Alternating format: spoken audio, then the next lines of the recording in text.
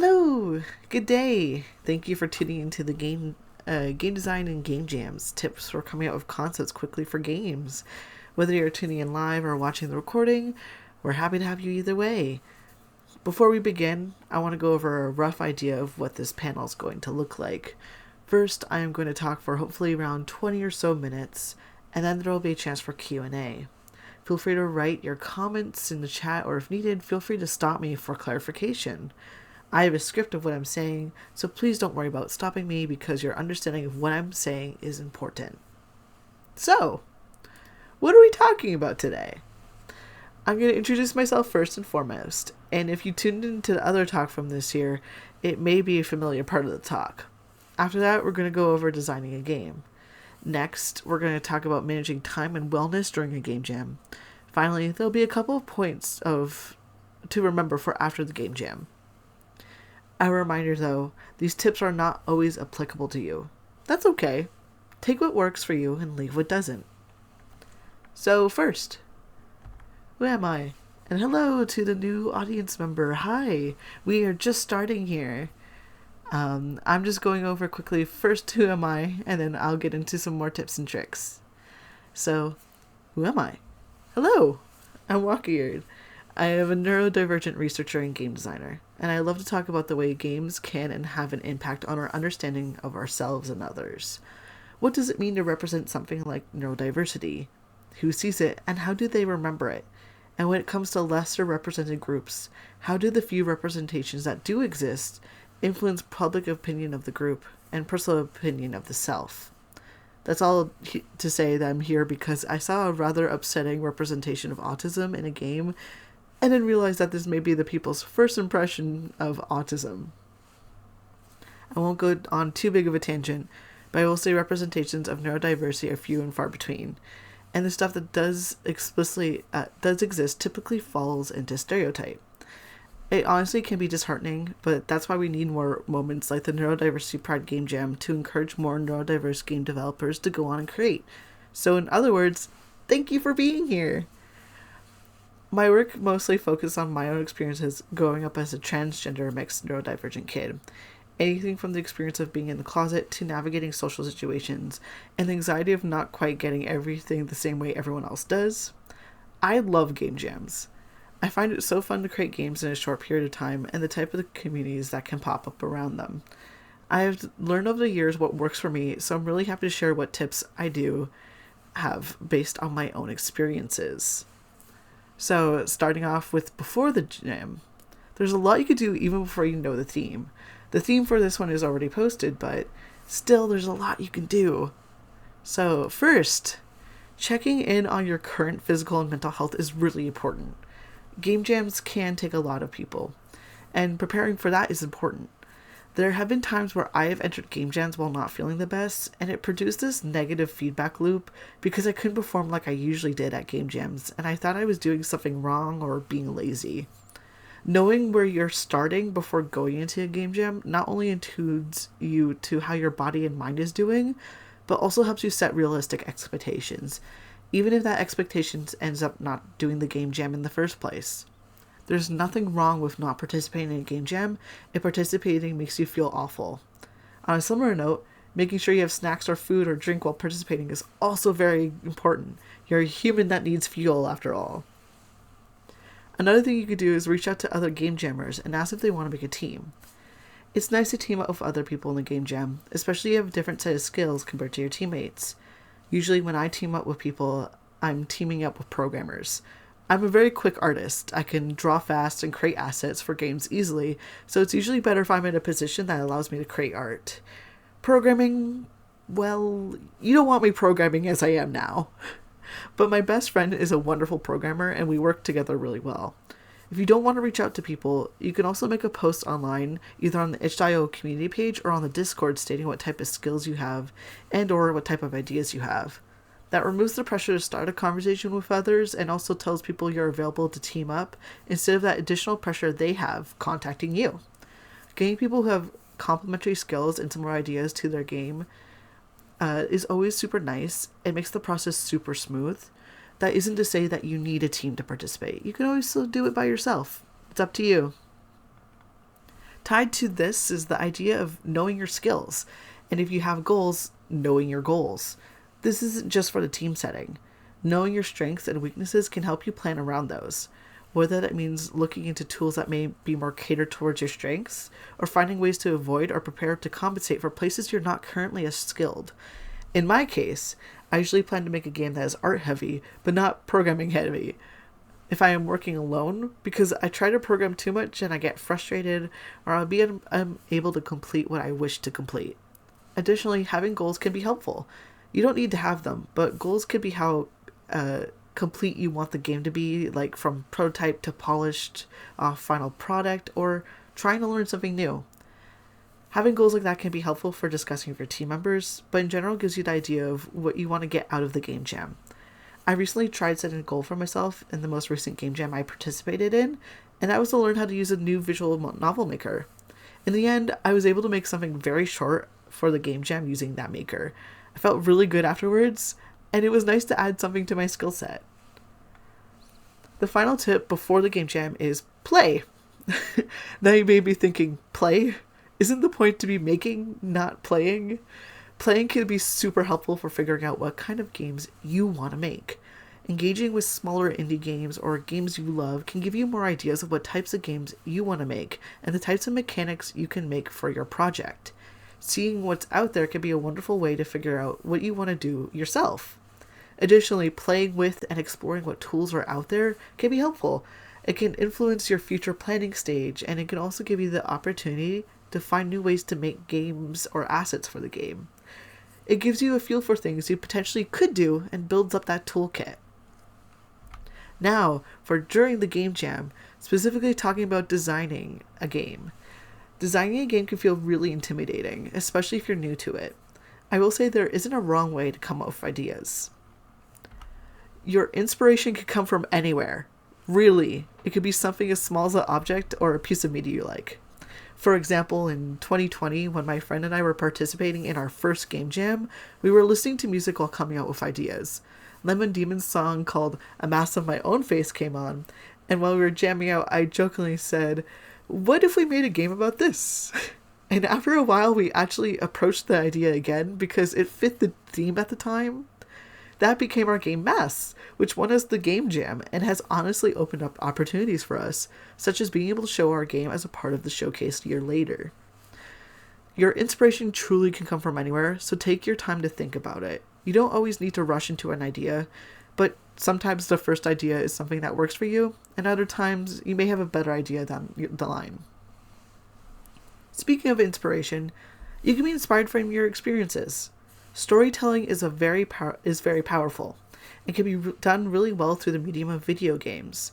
I've done this a few times. I even did it for my capstone project called Dramatic Irony, where I talked about the act of performing gender and going through the motions. We all have stories to tell, even if you don't realize it. Taking someone through a story of yours through a game is wonderful. If you wanted to tell a story, what would it be? How would you want your player to experience the story? And how is the story told through how the player interacts with the game? By thinking of stories to tell, you can definitely generate some really cool ideas.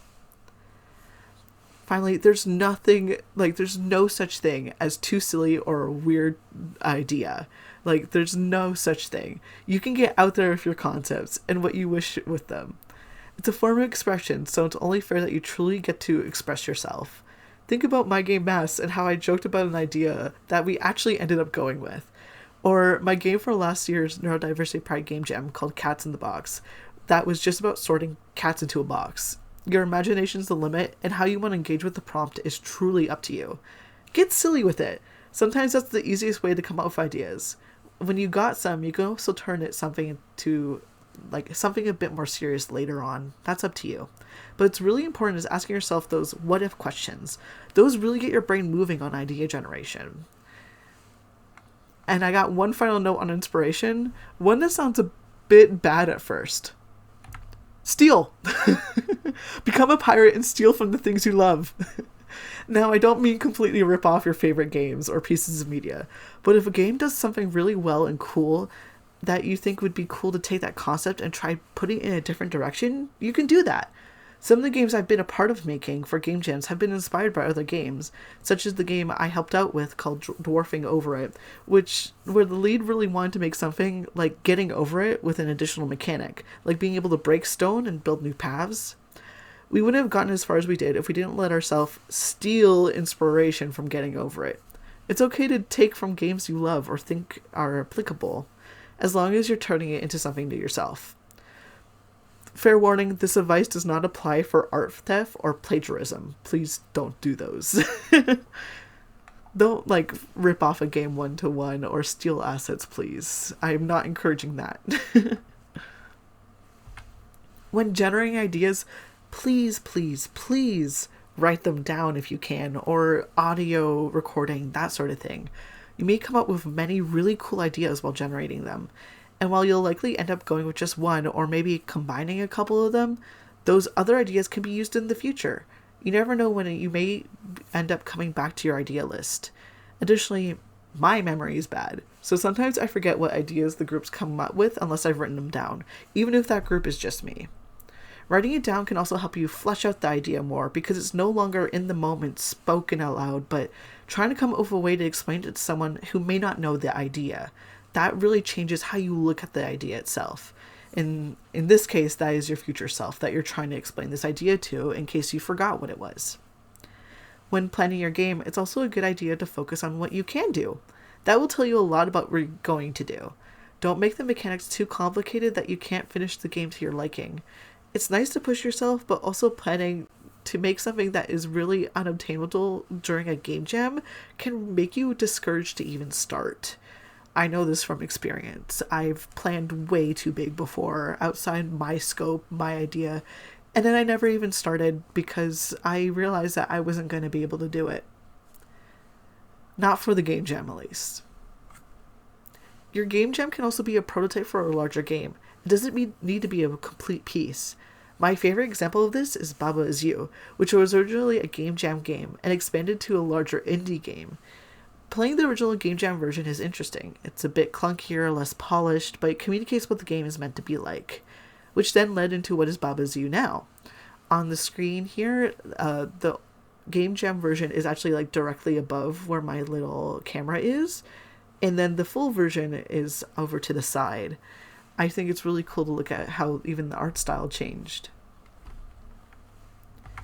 Now for the time management and wellness parts of the tips. I will admit, I haven't been good at time management before.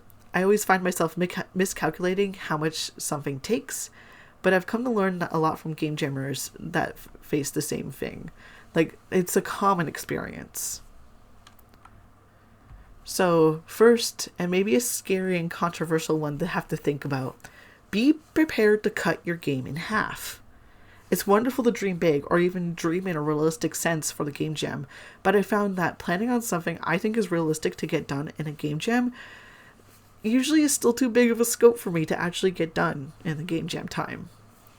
Being okay with losing half of the game due to time restrictions is super hard, but necessary. I personally plan for this by listing out the features I want in order of importance. By knowing what's less and less important, you can plan to skip them. My favorite example of this is the game jam game that I worked on in a team called In on the Joke, which is on screen pointing the wrong way, right there. This one looks like a complete game, but is an example of having to cut the idea in half. It functions. The current game has one type of joke the player has to respond to, and is a one-player game. The stuff that we had to cut included fake outs, so maybe one audience member would laugh, but not the whole audience would laugh, and you had to figure out if it was a fake out or the comedian actually told a joke. And the ability to play in two-player mode was removed as well. However, it's still a complete game that stands on its own as well. Another thing from specifically working on a joke is, it's okay to pivot. It's okay to start over. In on the Joke was not our first idea, but after working a bit on another idea, we quickly realized that the game we were making wasn't working for us. It's okay to start over if your game doesn't work for you. It's better to move on and than to be miserable with what you made. The next tip is take breaks. Please take breaks. especially with longer game jams. Most of the game jams I've participated in have been weekend long game jams, but I've done a week long one once, and that's when I really learned that I should be taking more breaks. I find you do get caught up working on your game, but when you're tired or hungry, you end up distracting yourself from your work. I used to be the type to punish myself for not getting a task done by not eating or sleeping, but in the end, the work you end up doing isn't the best, and it isn't good if you're purposely doing that to yourself. We don't want you feeling miserable. One way our game jam in particular is going to try to encourage breaks is by committing to check-ins, where we send out reminders to stretch and take a break. Stepping back from coding or drawing or writing can also approach the problem from a new angle later on. Sometimes it really is just stepping away that can make coming back to a problem just disappear. The problem's no longer there. You got it. Everyone's creative process and timeline is different for everyone. I find that I dedicate at least a few hours to coming up with ideas, and then the rest is focused on building the game. However, no matter how you build your game, I highly recommend not changing anything major the last 3 hours before you submit. If it's something that could potentially break the game, don't do it, please. The last 3 hours or so should be dedicated to polishing up the game so you don't accidentally lose it all. I once was beside a team in a physical, in-person game jam that lost their entire game in the last 3 hours due to an error sharing code between them. Take it easy and make what you do have look nice. This is not just to say, abandon your project in the last 3 hours, but it feels really bad when you are dedicated to a game jam and then in the last little bit, you feel like you have nothing to show. There's a saying called, it's something along the lines of, the best way to get something done is to get it done. You don't have to have it perfect. And it doesn't have to be everything you set out to have. We're happy to see whatever. And if you made it, that's the best. So now, after the jam. There's lots of things to do after the jam, more than people may realize. Make sure to rest up first, of course, after the game jam. Game jams, no matter what, take a lot of other people, please. After the game jam, you can still work on the game. The end of the game jam doesn't mean the game cannot be touched again after the jam, just like what happened with Baba's You. If you see it working as a portfolio piece, or you really just want to see the full idea realized, you can just do that. For example, I've updated the graphics on A Fool's Ball and Mask since their release, and since I had more time to draw and improve my skills. Especially with Mask, where I'm not used to pixel art. I had to learn a lot of pixel art stuff, and that was really, really cool to do. Sometimes it's nice to continue on and be able to compare the game jam version to the fuller version. The game jam can be the end of your game, but it doesn't need to be. Another thing you could do is decorate the itch.io page for your game. I will admit decorating is sometimes my favorite part. Making the landing page thematic or inviting can encourage more people to interact with your game, and it also allows you to self-reflect on the game design process as you design things to describe your game to potential players, like the game description. Decorate your heart away, and while you're at it, you can easily access the other games made for the game jam and see what others made. We are a community in the end, and it's really nice to be able to check out one another's games and share the joy. Finally, the games that you make can also be submitted to bundles in the future. Bundles on itch.io are usually thematic in nature, and when someone buys the bundle, you also get a bit of the money. Or at least I did with the one I did. Applying to bundles also means that you're sharing your game with many others. I did this with a couple of my games. They were featured in the Queer Games bundle for 2023, and I still have people interacting with it to this day. It's lovely to get your game out there and share it with people. And most people forget about bundles when thinking about places to put their game, which is why I put that in here specifically. Bundles are really cool. And now one final tip. Have fun. You deserve to have a fun and positive experience. If it's not fun, take a moment to assess why. If it's something changeable, how will you change it for yourself? In the end, game jams are meant to be a time where you have fun creating a small game. If it becomes a chore, it can make the whole situation a bit sour. Thank you very much for listening. I hope you enjoyed. There is some time for Q&A, and if you have any questions or comments, feel free to put them in the chat. And this is a reminder that a week from now, June 13th, is the start of the Game Jam. Yay! There will be a Twitch stream to start us off. There will be the opening ceremonies. You will see me again there. I am going to be hosting it, and I will give a small talk as well.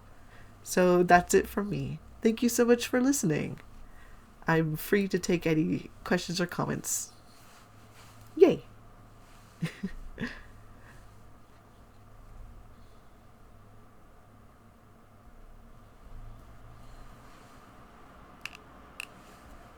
I see that you're typing in chat, so...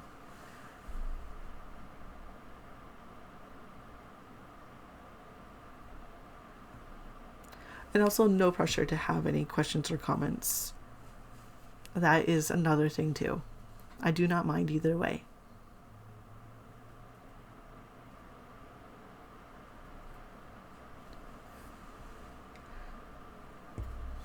It was very informative, helpful. Oh, I'm so glad you think so. Thank you very much. That's what I was hoping would happen. In the end, I'm here. Feel free to reach out to me in the future on Discord as well if you have questions, or in general you're struggling a bit. That's what we're here for in the end. It's a community, right? I'm very glad that it was informative though. Learn from my mistakes.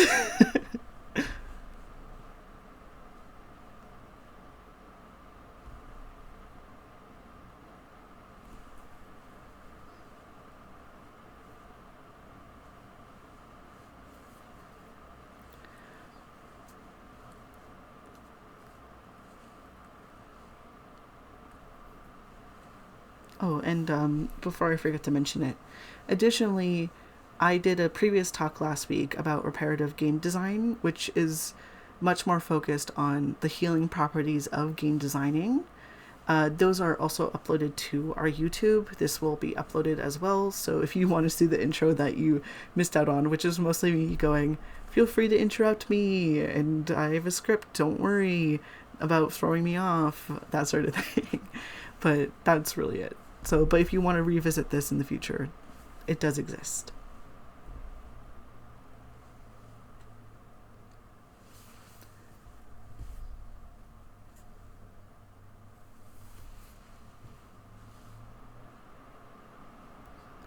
It's hard to believe that the Game Jam is in a week.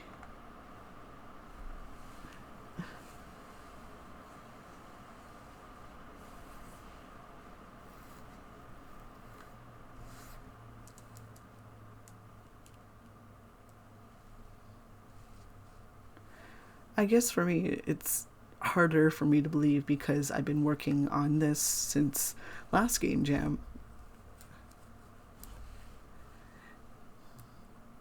Hello! Oh. I can see whenever someone joins the audience, I worry about that. I worry about scaring them off by just being like, hi there!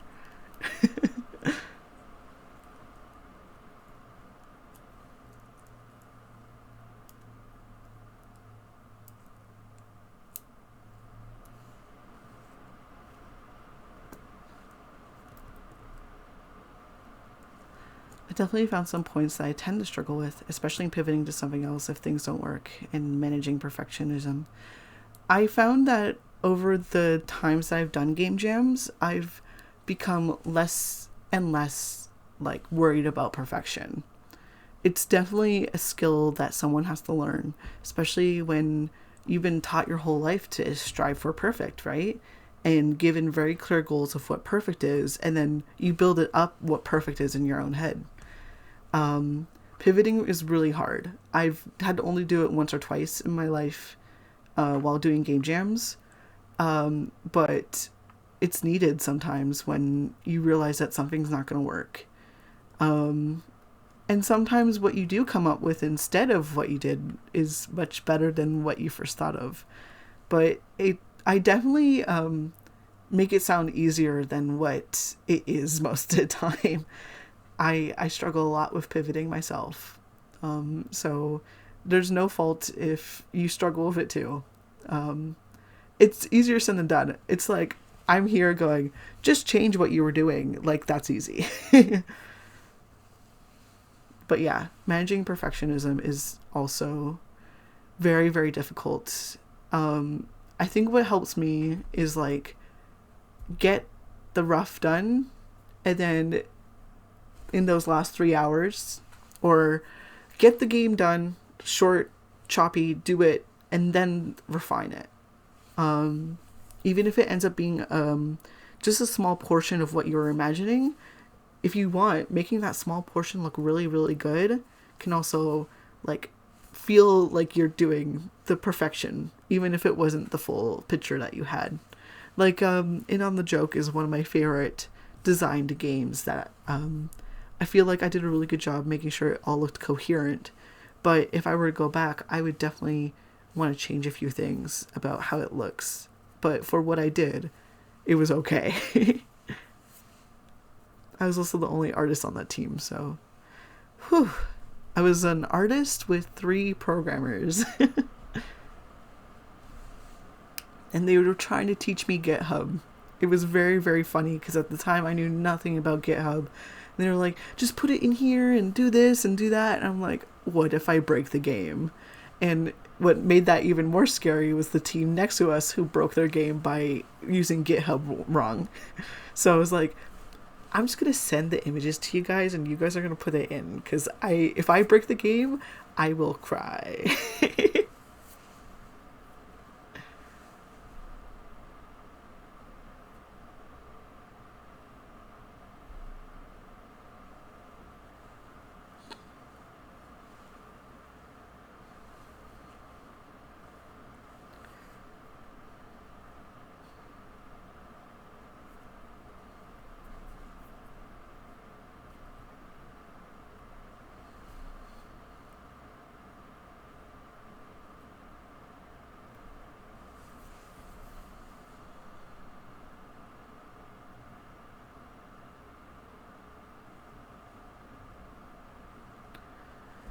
Yeah, it's always so easy to take things out of context and think they aren't good, but most of the times it's just a matter of doing the best thing you can with little resources you have.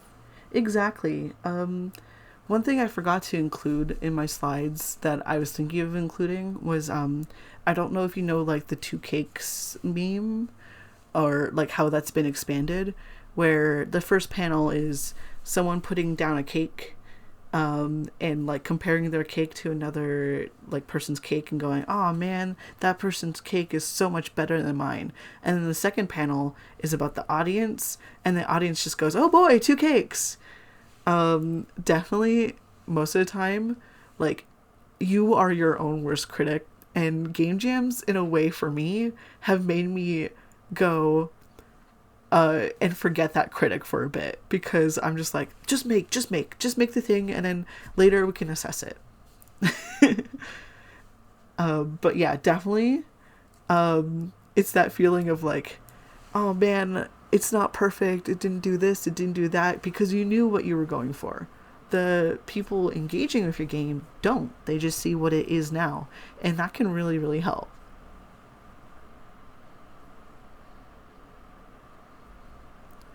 And game jams really are a crunch.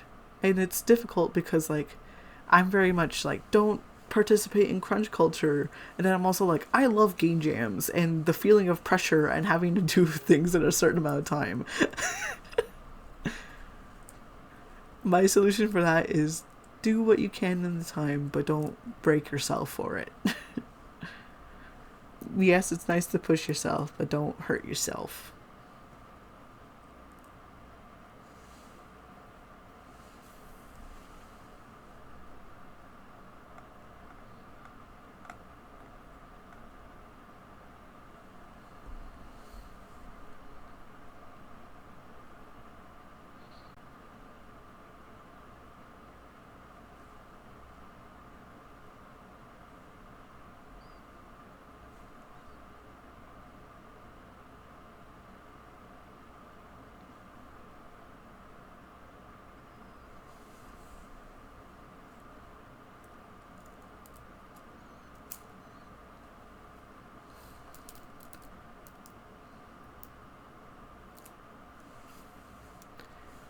I think my favorite slide of these were also the steel one.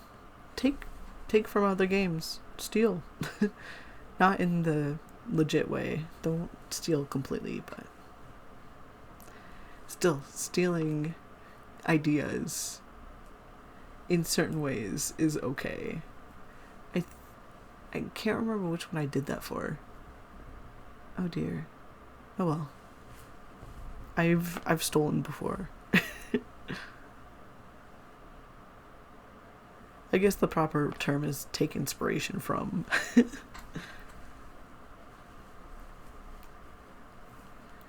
yeah. I'm going to be participating in this game jam if I can, so you may see more of my work, and then I'll probably have to reflect on the process of building that one as well.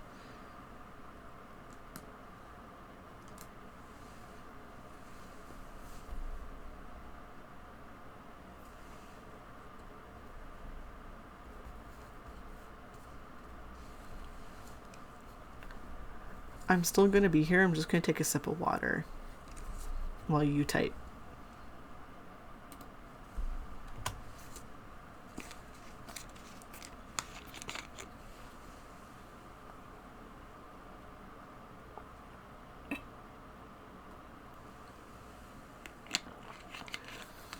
Oh man, I'm sorry to the people watching the recording because I couldn't mute that mic.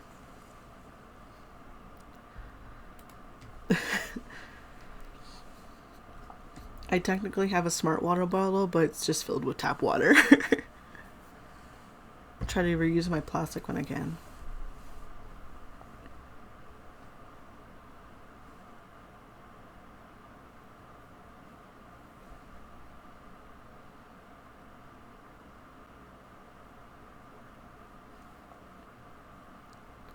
Sure, I'm pretty slow at typing. I understand. Still finishing. No worries. Take your time. I have an hour slotted for this mentally, so I have time. I save a lot. I'm good. No worries. I can also talk about my previous game jam experiences while you're typing. Don't feel the need to respond to what I'm actively saying in that case. I think my first game jam that I actually truly participated in was Gamerella, but I actually had a previous experience participating in a global game jam where the person I was working, the people I was working with just didn't care to make a game, so we ended up not doing the game at all, I'm pretty sure. So I'm glad I still did a game jam after that. And if you're ever looking for game jams to participate in, Gamerella is a wonderful one. I look up to Gamerella a lot because the type of community they try to build.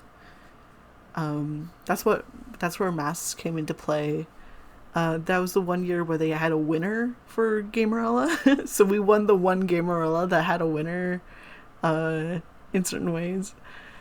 And I'm just going to flip through my slides a little. Yeah, so Mass was Gamerella 2020. I think 2021...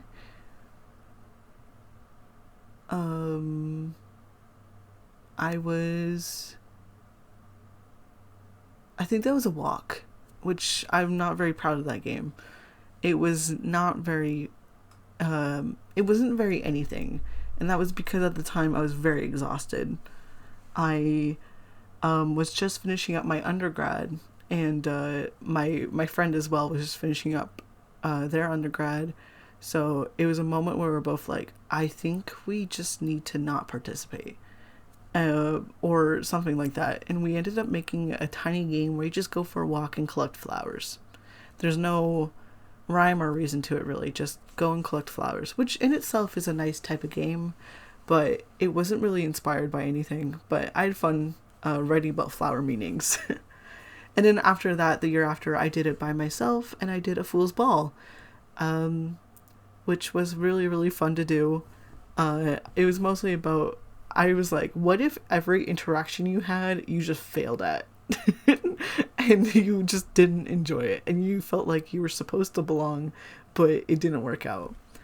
Both of these games got featured at Ludo Rome in Montreal in 2024. Yeah, I actually received the first email about Mass, and I was like, wow, that's lovely. I can't believe we did it. I should contact my friend because we were very close.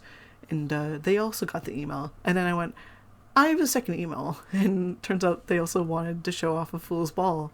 And I was very flattered that I got to show off 2 of the 5 games they chose. Yeah. In on the Joke was part of the Global Game Jam. I went to a college that my friend was going to participate. That was a lot of fun. I got to meet their friends in college and we worked together. But noticeably, the 2 of us worked together on a different wavelength than us and the rest of the team, probably because we know each other longer and we live together. The graphics look so polished there. Thank you. I had a lot of fun making In on the Joke. Definitely like little paper cutout looks, and actually the idea was like there's 2 of every like person, so they would like flip between the 2, like those like paper craft style type videos. I'm a big fan of Paper Mario, so I had a lot of fun being like, let me make a Paper Mario type aesthetic with the origami. Let's talk about Origami King specifically. I would say I would associate it with like the texture that the Origami King like origami creatures had. Not necessarily my favorite one, Super Paper Mario, but yeah. Dwarfing over it was a interesting experience because I was working with someone new for the first time in a while. I don't speak much about the game or working on it because I really did feel like a hired hand more than an equal, but sometimes it just ends up that way, especially when someone has a really strong idea and you're just along for the ride. What other games do I have in here? I also had in the top there, I had Seeking Patrons, where I worked with my friend again and our third friend, and the 3 of us made a little game about reading people's fortunes. But the idea was like you could either tell people the truth or lie about what their fortune says, depending on what you know they want to hear or not. One of my favorite characters or my favorite sequences is a character who comes in asking for you to read about their love life. And we said this as a joke at first, but it just ended up a part of our game, where we were like, the deck itself bends the rules of reality just to show 3 towers, which is like bad omen, basically. It's bad omen if you get 1 tower, let alone if the deck bends itself to give you 3. And so that ended up as a part of it. You can either tell the truth and be like, don't go dating ever, please. Don't do it. Or tell a lie and be like, oh, it looks like everything will be great. And if you tell the truth in this situation, then be like, your cards were a disaster, she gets really angry with you. That sort of thing. And what was fun about designing this one was that the background was actually all items from our homes. So it was like a little bit of each person was in there. Again, inspiration could come from anywhere. Like, I love multimedia now, and I'm trying to explore using it more in game design. Take whatever you want. We even had our friend's sister take a photo of their hand to use as the pointer, because like their sister had like a bunch of like rings and jewelry and stuff and like longer fingers, which would be really good for a pointer and not like my chubbier hands, which I'm okay with. Yeah, like again, it doesn't have to be that you make a game out of art, even. Like, you don't have to draw every asset in your game. You can take pictures of things around you. That might actually be a really, really fun way to figure out how to make a game. Especially if you want to make a game with like movable character parts. Like, you could take, I'm just grabbing the first thing out of my drawer that I can. You could take this remote. This remote can be a torso, or it can even be like the thigh of a leg, if you animate it that way. Just throwing things together like that. Inspiration could come from anywhere. And I find collaboration personally helps me a lot with making games. In general, I'm really much the person who bounces ideas off of others. So solo game dev, like solo game jams, are a bit scary for me. But it's fun to challenge myself in that way. Because I'm like, just commit to it, bounce it off yourself for a bit. You can do it, I believe. And that has resulted in things like a small talk or a small chat that I've made with the new visual novel maker. It resulted in a fool's ball.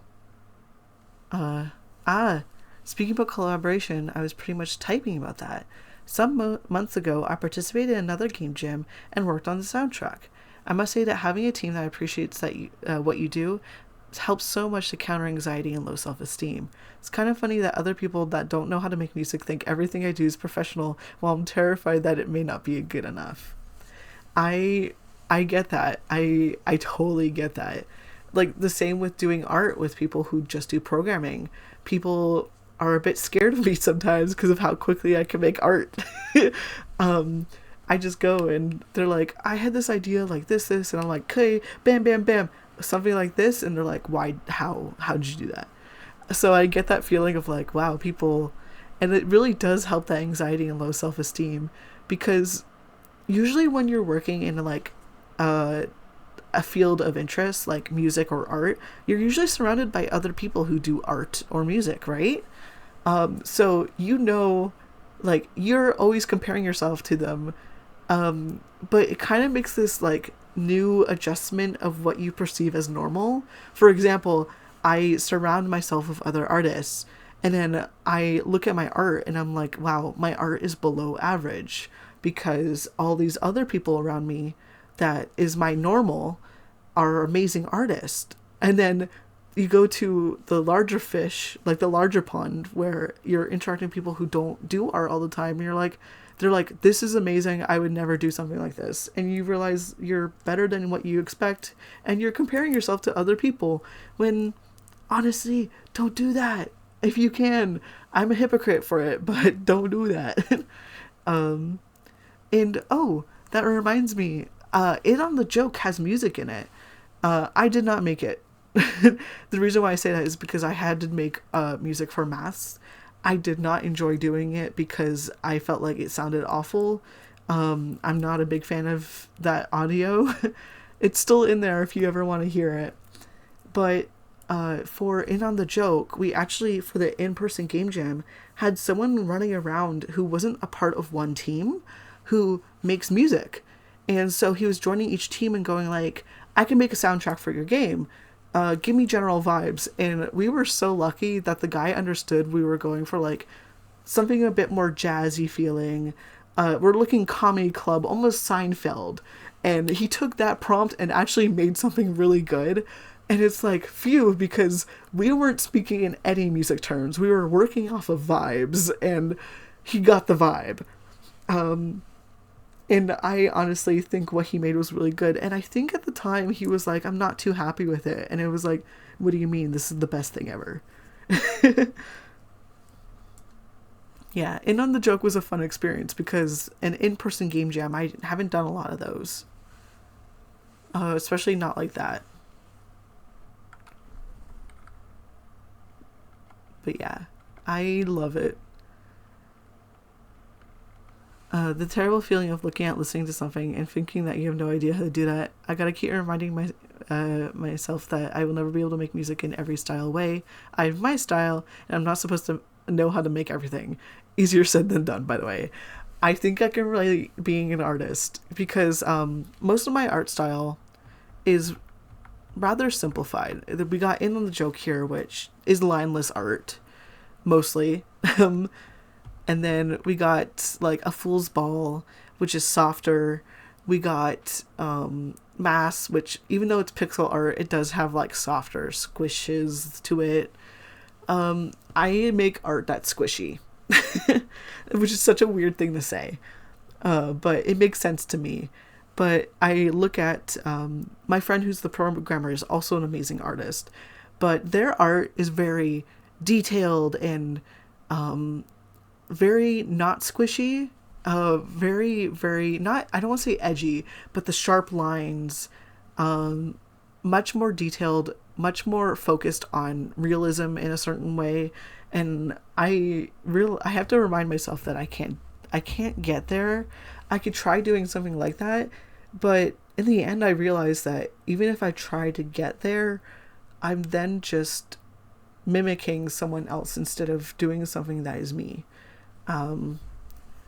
And I totally get like not knowing how to do that, how to do this, but in terms of art, of like looking at someone else's and going like, how did they do that? I would never be able to do that. And trying to break it down is actually really, really fun. Trying to break down how someone did it and trying to replicate the results can teach you a lot about your own creative process and how you like to make things. That's how I've learned. And my art is still squishy. I kind of collect art styles now. I'm able to do like a few different things at a time. They don't look very consistent, so I get afraid of posting my art online sometimes because I get worried that I'll be accused of using AI because my art style isn't consistent. But it's all just because I like learning new ways to make things. I challenge myself every year. I do Art Fight in June. So I go in and I make myself a goal and I'm like, this year, let's just be silly with it. Let's do weird ways to make things. At one point I made a 3D model. I don't know how I did that.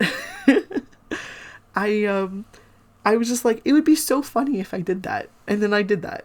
Can you tell I'm motivated by jokes and like going like, oh, it'd be so funny if I, and then I do it. I find the joke motivates me.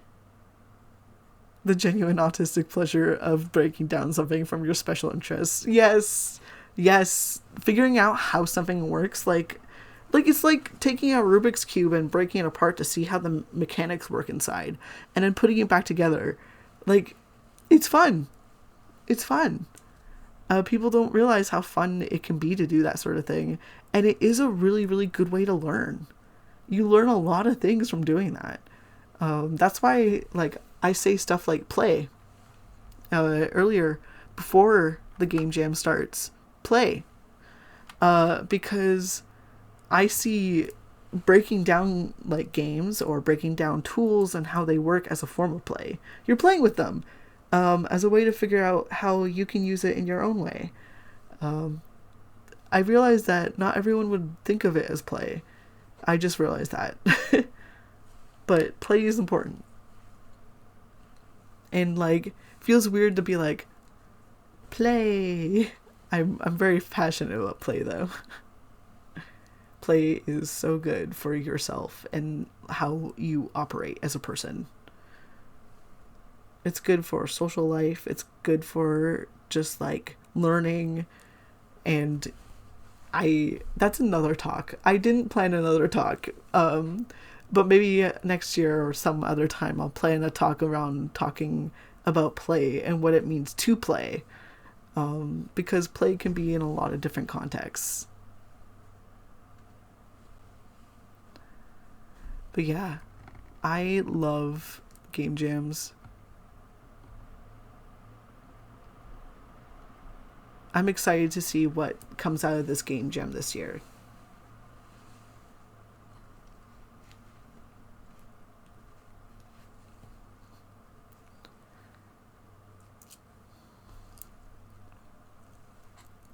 Oh, right. And I managed to change the text on a foosball. I forgot that I was able to do that. That's great.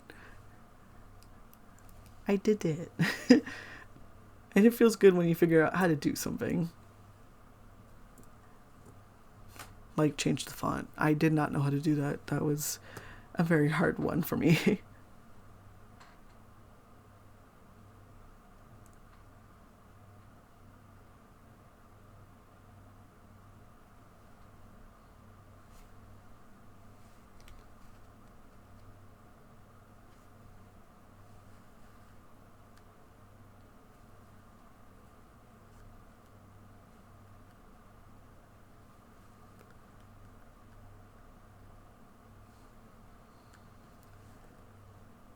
I'm so tempted to like I want to make stuff now. Talking about making stuff makes me want to make stuff.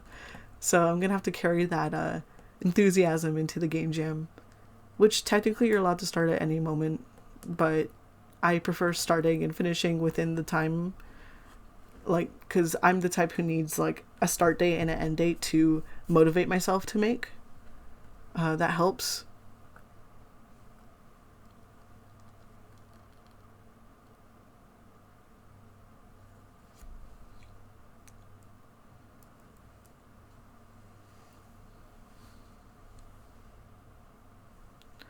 I joined the server only yesterday. I still have to find somebody to team up with that can. Eventually, I thought I'd participate in a game jam only recently. Hopefully, I'll be able to participate. Hopefully, yeah. I could see the little icon next to your name that indicates that you're new to the server. Well, welcome. If it helps, I'm sorry to do the flashing images thing of going through it. There is a section called looking for partners. So you can make a little post in there talking about, hey, this is what I'm looking to do. This is what I do. This is how I do it. That sort of thing. I haven't seen a lot of people post in there. I've seen a few people talk about wanting to be in a group, but I haven't seen anyone post in there. So I really wanted to make a point of being like, you can make teams. You can help yourself. Yeah, but I hope you're able to participate. If not, still happy to have you either way. Even if like it is just hanging out and celebrating with us, happy to have you.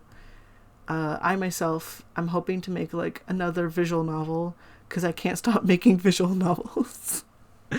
But I'm hoping to make something a little bit outside my usual wheelhouse. We'll just see which way that I go with it. I have two ideas. One that like would be mostly art heavy, and the other would be mostly narrative and I have a little animation gimmick for it. It'd be heavy in that area.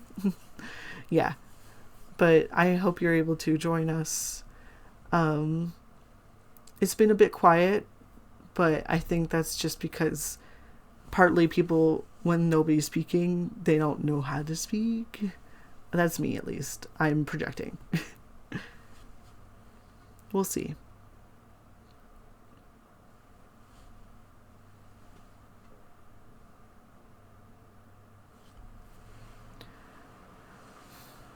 For me, I'm going to be doing solo, unfortunately.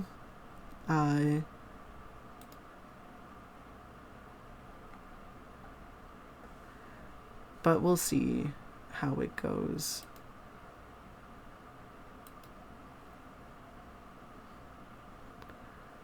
Hi, Londo. We are actually about to finish up. Because it is reaching that hour point, and unfortunately, I do have to step away. I'm cooking in this room. It may not look like it, but I'm happy to chat a little bit longer. I'll tie up my hair, that will probably help.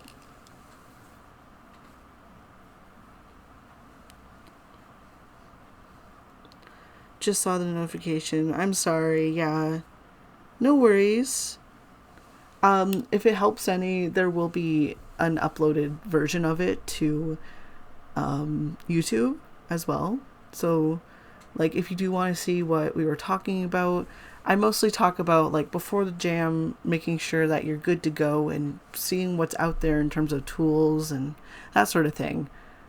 And then during the jam, talking about, like, what it means to design a game and ideas around that.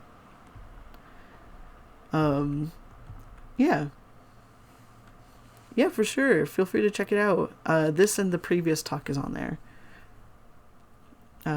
Reparative games, which, if you watch the two of them side by side, a lot, like, some of the tips I have for designing a game feel like counteractive to reparative game design, but that's because you don't have to do reparative game design.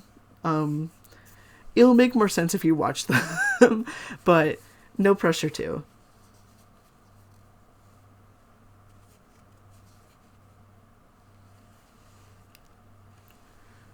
All right, y'all. We have reached 1 o'clock my time. Bye. See you later. I am going to end this event. However, Nuba Blondolan, if you want to chat more, I am always around. We can even chat in the general chat. I am happy to do so. I love talking to people, especially about game design and what it means to design in general. Because there's a lot of pressure on the artist, regardless of what the artist really is. Like, if it's a visual artist, a digital artist, music. I consider programming a form of art because the way you structure a game can tell you a lot of, like, how the game designer, like, in general, there's a lot of pressure on artists. So I love talking about that and trying to break down what it means to be a creator. Yeah.